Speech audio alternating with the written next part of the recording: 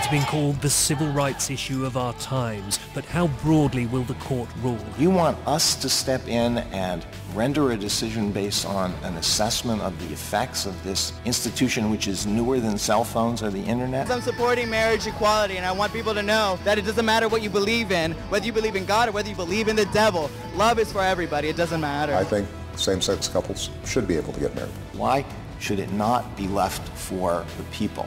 We are in for persecution like we have never seen it. Well, it's already started. You got to have a very strong argument on the other side. And the argument and the on other side hasn't been able to do anything but thump the Bible. Freedom prospers when religion is vibrant and the rule of law under God is acknowledged. An informed patriot is what we want. Welcome to Focal Point, the home of muscular Christianity on Conservative Talk Radio. Muscular Christianity. Where we relentlessly explore the intersection of truth and politics. The trouble with our liberal friends is not that they're ignorant. It's just that they know so much that isn't so. Now, here's your host, Brian Fisher. And welcome back to the second hour of Focal Point on AFR Talk. Brian Fisher is my name. You are listening to Focal Point, the home of muscular Christianity on Conservative Talk Radio. Been talking over the first hour about the court cases for the Supreme Court yesterday, Prop 8, today DOMA. And again, from what I've been able to read, and maybe you caught that on our news break, from what I've been able to read, Anthony Kennedy is probably going to go over to the dark side on DOMA, and the Supreme Court then will take this issue out of the hands of our elected representatives. Remember, it was Congress, overwhelming bipartisan majorities in 1996, said that for federal purposes, marriage is a union of one man and one woman. If you're going to get spousal benefits, our elected representatives, it was 342 to 81 or something like that, just absolutely overwhelming majorities, like 85, 86%, and it was signed into law by a Democratic president. So this is how a representative form of government is designed to work. Our elected representatives pass a law. It was signed, not vetoed, by the president. Now, in a Republican form of government, like the founders left to us, that's what's at stake right here. This shouldn't even be at the Supreme Court. There's no way this should be at the Supreme Court. It shouldn't even be in court at all, because that law, DOMA, was passed according to the prescribed pattern. Nothing hinky about it. It was presented according to the timetable that the rules specify. It was debated. It was voted on. There was a roll call vote. Nothing was rushed. Nothing was hinky. There were no shortcuts. It was signed willingly by the President of the United States. Now, if the American people decide that they don't like DOMA, then there's something they can do about it. They can send different elected representatives to Washington, D.C. You can have somebody campaign for public office. If you will send me back to D.C., I will lead the charge to repeal DOMA. You can do that.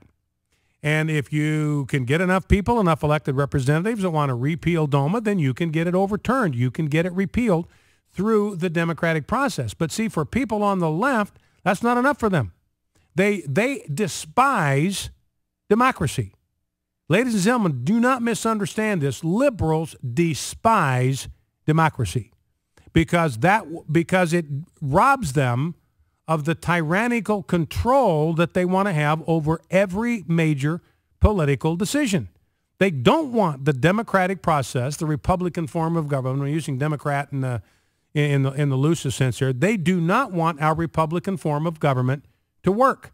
In a Republican form of government, we select the people who establish policy for us. That's how it works. We establish policy through our elected representatives. Because, and the reason the founders set it up, if we don't like their policies, we can send different people that'll make changes. That's how it works. We don't turn to black-robed oligarchs, tyrants in black robes, feudal overlords, swinging gavels like scimitars. We don't ask them to do the work of establishing public policy. That is not their job. It is not their role. They've got no business doing that. They have absolutely no business overturning DOMA. They have no authority legally, morally, constitutionally to do that. There's nowhere in the Constitution where it says the Supreme Court can overturn any law it doesn't happen to like, or can overturn a law where public opinion changes. That's not the purview, that's not the province of the court system. This is just judicial tyranny.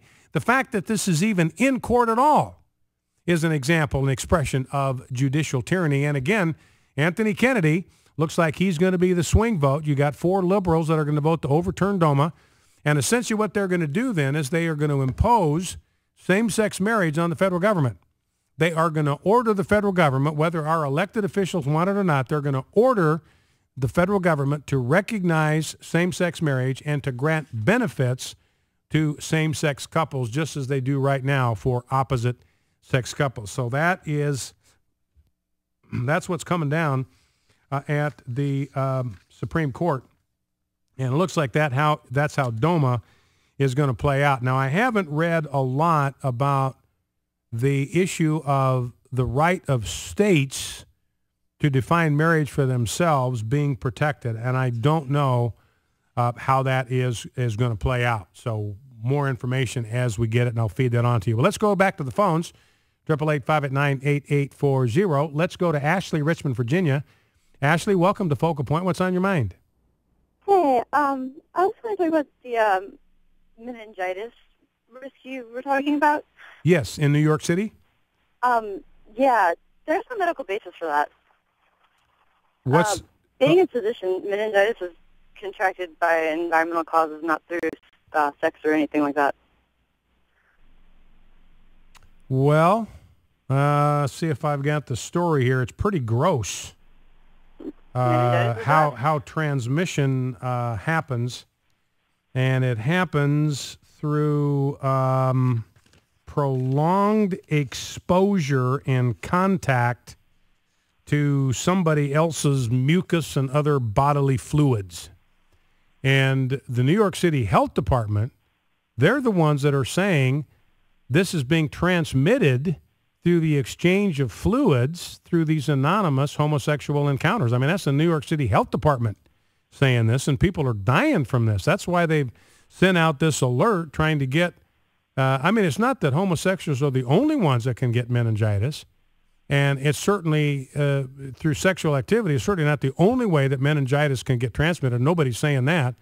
What they're saying is you've got this epidemic in New York that is being transmitted from one homosexual to another in connection with homosexual behavior, conduct.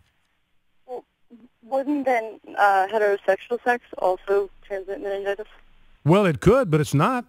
They're not sending a warning out to heterosexuals. It obviously warrants more study. What? Well, I'm sorry? And well, if it's transmitted by mucus, then they share the same sort of mucus. Well, yeah, but the point here, Ashley, is that the outbreak right now is clearly focused on the homosexual community. That's what the New York City Health Department has determined.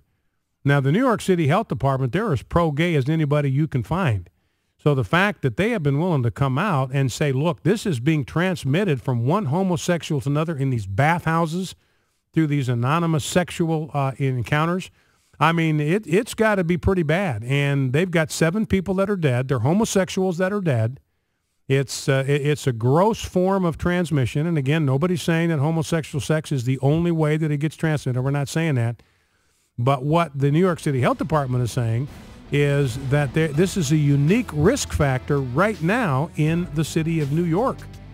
So they're saying to gays, look, stop it with these anonymous sexual encounters in bathhouses and public parks and public bathrooms. Stop it. You're killing yourselves. We got a meningitis epidemic that is located in the homosexual community. That's where the problem is.